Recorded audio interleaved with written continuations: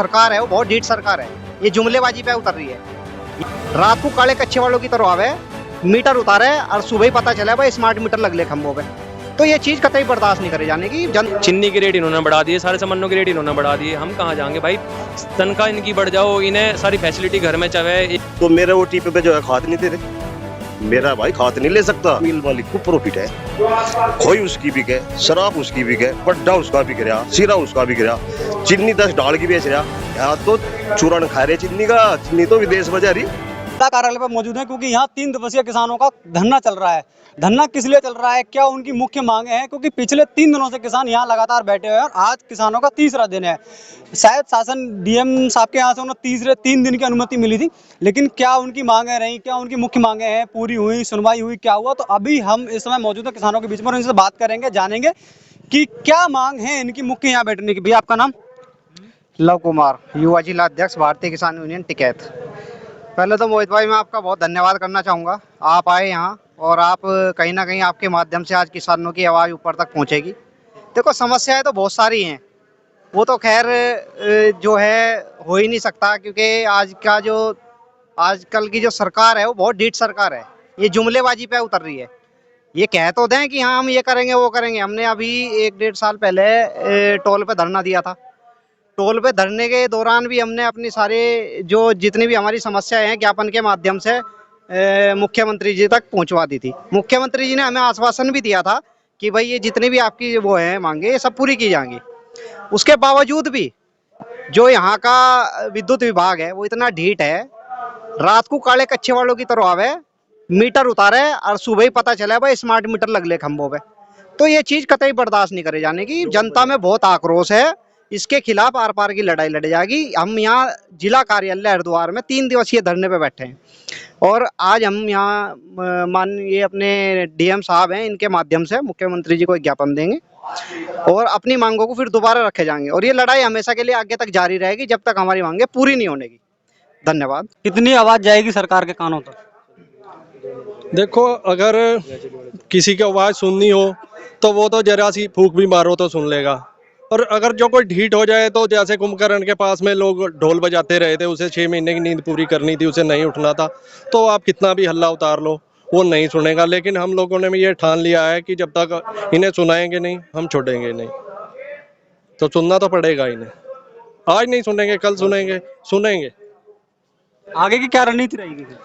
देखो, आगे की रणनीति तो अभी तो 3 दिवसीय ये हमारा धरना चल रहा है। हमारी जो पिछले साल लाठीचार्ज हुआ था उसके बाद जो मांगे पेंडिंग पड़ी हैं उनको लेके, बाकी उसके बाद आज हमारी कमेटी जो भी डिसाइड करेगी हम उसके ऊपर अपना काम करेंगे, आगे का जो भी होगा।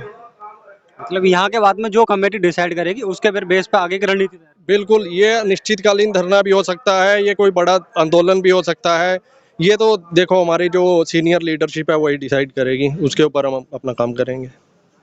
तो आपको क्या लगता है मतलब मुख्य मांगों को लेकर के? भाई सरकार बहुत जालिम होगी। अब बच्चों के इतने खर्चे बढ़ गए, सब कुछ बढ़ गया, किसान कहाँ से भरेगा।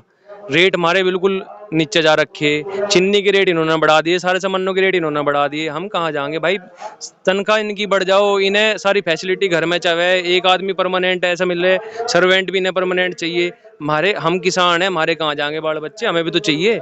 तो भाई हमारी यही मांग है भाई, हमारा रेट बढ़ाओ गन्ने का, और जब हमारा रेट इतना होगा उचित होगा कि हम उस पे आप लोगों के ये खर्चे पूरे कर सके, जब भी जाके कुछ बात बन सके। तो भाई यही सबसे बड़ी समस्या है। पहले से सबसे पहले गन्ने का रेट बढ़े, और जो दवाई खाद बीज है इतना रेट बढ़ा दिया, उन्हें कहाँ से पूरा करेंगे। इतने पेमेंट खत्म हो रहा है, इतने मामला वो चले। अच्छा, अभी 15 अगस्त को जो रैली हुई थी, जब प्रधानमंत्री नरेंद्र मोदी ने जो भाषण दिया था लाल किले से, तो उन्होंने बोला था कि हम किसानों को जो डीएपी जो यूरिया 5,000-1,300 का मिल रहा है हम उन्हें 1,300 में और 300-300 रुपये में दे रहे हैं। तो क्या ये बात सही है? बिल्कुल भाई वहां तक कुछ भी दिख रहा है, जो कह रहे हैं वो ठीक है, लेकिन यहाँ आने के बाद तो कुछ नहीं मिलता, बल्कि लेने के भी लल्ले पड़े रहे।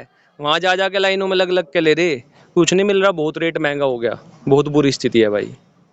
मतलब कैसा कुछ नहीं मिल पा रहा जमीन में? ब्लैक में लिया भाई, इब तो वो रुक जा, ओटीपी का और चक्कर जोड़ दिया। ओटीपी लाओ दिखाओ, जब खात मिलेगा नहीं तो नहीं मिलेगा। अब एक बार बता, मेरी जमीन तो है गाँव में, मैं काम कर रहा यहाँ, तो मेरे ओटीपी पे जो है खात नहीं दे रहे, मेरा भाई खात नहीं ले सकता। नु कह रहे छोड़ और वहीं जाओ, उस 2 बीघे में फावड़ा चला, कैसे गुजारा हो जाएगा भाई। अब जो मैं यहाँ काम धंधा कर ऐसे भी छोड़ दूं। दूसरी बात, जहाँ हम रह रहे हैं वहाँ सड़क नहीं, बच्चे मंदिर नहीं जा सकते, बच्चे स्कूल नहीं जा सकते। हमें जो है बहुत बहुत ज्यादा दिक्कत हो रही। इतना का रहा है, 1-1.5 फुट का चढ़ा चल जाएगा जो है, देख लो। कोई सुनवाई नहीं है।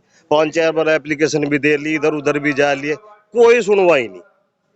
अब ऐसा हो रहा, हम तो अपने गांव में ही ठीक थे, यहाँ हमने पैसे लगा दिए, मकान बना दिए, काम धंधा कर रहे, ये छोड़ कर हमें इनता जाना ही पड़ेगा। तो हमारी तो यही बात है, इस तक हम और कुछ कहते। महंगाई को लेकर के कोई सवाल? महंगाई ने तो कुछ तोड़ दिए, महंगाई तो हो ही रही।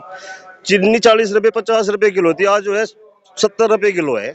जिस दिन मिल चल जाएंगे फिर 50 पैसा लगी। क्यों? आगे इन्हें पैसे बढ़ाने पड़े। गन्ना अगर 1000 रुपए क्विंटल ले, जब किसानों का पड़ता है 70 रुपए चीनी कह सके। गन्ना तो है 4 रुपए किलो और चीनी है 70 रुपए किलो। कितना फर्क है भाई। एक मिल मालिक अगर मैली बेच के भी पैसे दे देना टाइम पे, जब भी मिल मालिक को प्रॉफिट है। खोई उसकी बिके, शराब उसकी बिके, बड्डा उसका बिक रहा, सीरा उसका बिक रहा, चीनी 10 डाल की बेच रहा। यहाँ तो चूरन खा रहे चीनी का, चीनी तो विदेश में जा रही। और ये क्या हम बाहर तो मंगवा रहे।